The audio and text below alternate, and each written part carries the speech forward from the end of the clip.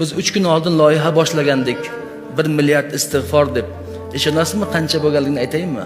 Hali ham to'xtamayapti. Biz botga 1 sekundning o'zida 1,5 ming 2 mingta xabar tushyapti. 1 sekundda. Har bir xabarda 1000 ta, 5000 ta, 10 mingta, 50 mingta, 1 millionta, 100 ming, 200 ming odamlar o'qiyapti. Ertalab bomdoddan keyin bir qo'y so'yib ehson qildik shu ishimiz uchun. Yo'lda kelyapman, bir narsani ko'rdim. Ko'p bir nechta joyda ishga ketayotgan ayollar qo'lda tasbih ketyapti. Rasmga olib bo'lmaydi uni, rasmga olay desam ayol kishini olmayman rasmga. O'z ko'zim bilan ko'rib shunday quvondimki, alhamdulillah, xalqimizning ixlosini qarang. Tasbih ko'tarib olgan ayollar ishga ketishyapti piyoda ko'chalarda. 2-3 ta joyda yo'lda shu narsani ko'rib guvoh bo'ldim. Yosh bolalar 3 yosh, 4 yosh televizorga kelyapti istig'forga. Sanab aytayapti, onasi, otasi video olib tashlayapti. Millionlab istig'for. 1 milliard degandik do'stlar, 10 milliarddan oshdi. Allohu akbar, 10 milliarddan oshdi. Hali to'xtamayapti. Bolalar o'tirib botda hisoblab, amallab, qiyin ekan hisoblash uni ham.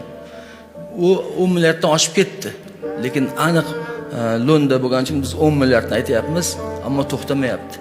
Lekin do'stlar, eng muhimi istig'for aytishni bir karra yana esiga soldi xalqimiz. Esiga oldi.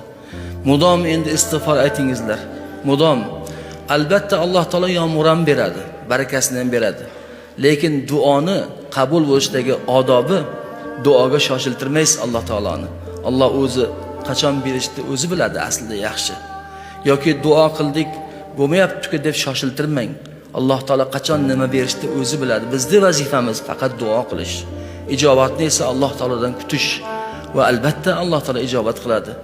10 milliard istig'for, bilasizmi? Bu bilan hali erta-indin bularda shunchalik foydasi bo'ladi inshaalloh.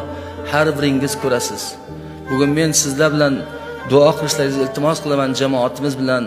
Mana shu loyihaga ishtirok qilgan butun mamlakatimizdagi va mamlakatdan tashqaridagi bizga hamkorlik qilgan aka-uka, opa-singillarimiz, go'daklar, ayollar hammani duo qilishlaringizni iltimos qilib qolaman.